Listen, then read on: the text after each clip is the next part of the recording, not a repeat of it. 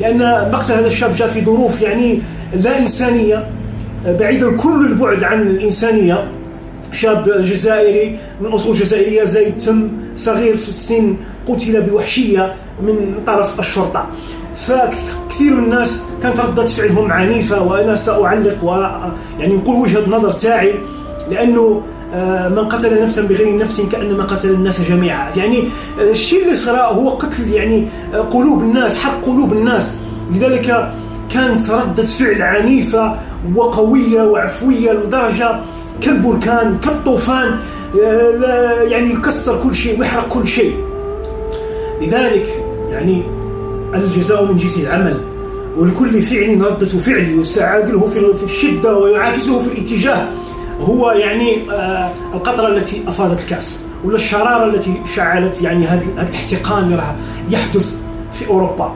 كيف يعني يعقل أنه بلد يعني يدعي الديمقراطية ويدعي الإنسانية، من جهة يحرقون قلوب المسلمين يعني بحرق المصحف في عيد الأضحى من مرأى ومسمع العالم، ومن جهة يقتل طفل صغير يعني مقبل على الحياة من مرأى ومسمع العالم. الكاميرات يعني كشفت كواليس يعني التي حدثت، ويعني انت خرج ملايين شباب، عشرات الآلاف من الشباب، من الجزائريين، من جالية، من متعاطفين معهم من مختلف الجنسيات. فالآن الحرق، وأنا أتحدث الحرق يعني في مختلف أماكن في فرنسا بدرجة مهولة. لذلك أقول يعني الشيء اللي يحدث لو يعني طبق القصاص، ولكم في القصاص حياة يا أولي الألباب. يعني لو كان يعني طبق يعني العدالة بحق على هذا الشرطي، كما قتل يقتل مباشرة تطفى النار لأنها حياة. فلو كان هذا الشاب اللي حرق هذا قتل هذا الشاب جابوه أمامه وقتلوه تطفى النار. لكن الناس تحس بلي ما كاش عدالة، ما كاش جاستس، مازال بعيدين كل البعد عن جاستس وعن العدالة، لأنهم يرون هؤلاء بشر يعني تحس باللي ما يشوفوش باللي بشر من درجة الرابعة والخامسة والعاشرة. يعني مع أنهم زادوا تم وكبروا تم مازال يتعاملوا معهم بعنصرية شديدة مقيتة. يعني فالعنصرية هذه ما تجيب إلا الدمار والخراب، وما حدث في أوروبا في الحرب العالمية الأولى والثانية عن بعيد، ونفس الممارسات تمارس على المسلمين وعلى العرب بصفة خاصة. لما قابل هذا الشرطي، لو كان كما يقولون المحللون أن لو كان لقاه فرنسي ما يتعاملش مع ذيك المعاملة، ولما لقاها يعني عربي من أصول عربية تعامل مع ذيك المعاملة وقتل بشكل وحشي بعيد كل البعد عن الإنسانية. كما قلت لو طبق القصاص لو كان النار تطفى، لكن لم يطبق القصاص. لذلك الشباب يخرجون بشكل عفوي، والجزاء وقلنا والجزاء من جنس العمل.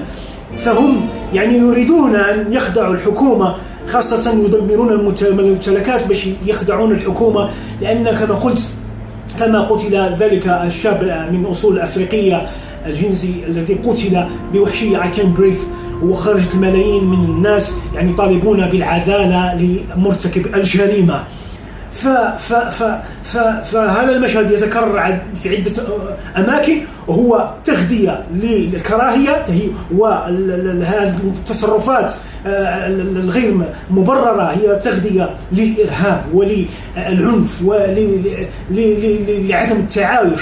فكما قلت وأعيد وأكرر، مشاهد عديدة هنا وهناك، ولكن يعني رحاها تدور حول الصراع بين من يدعون الديمقراطية وهم بعدون كل البعد عنها، ومن يحملون أملا في غد أفضل، هؤلاء الشباب الصغار في الداخل وفي الخارج.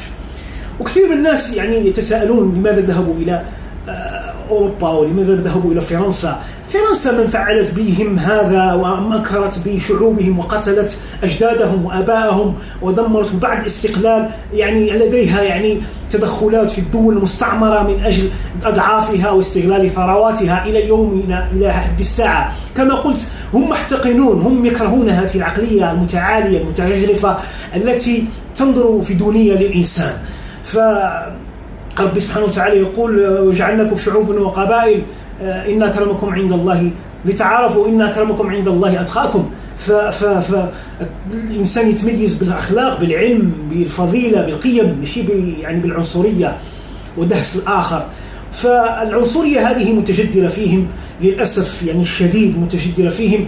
وأنا لا أدعو هنا للعنف ولا أدعو للشباب من أجل العنف، وإنما أحلل الظاهرة وأقول لهم يجب علينا ضبط النفس، يجب علينا ضبط النفس. وإنما من كان الرفق في شيء إلا زانه وما نزع الرفق من شيء إلا شانه، وليس الشديد بالسرعة وإنما الذي يمسك نفسه عند الغضب.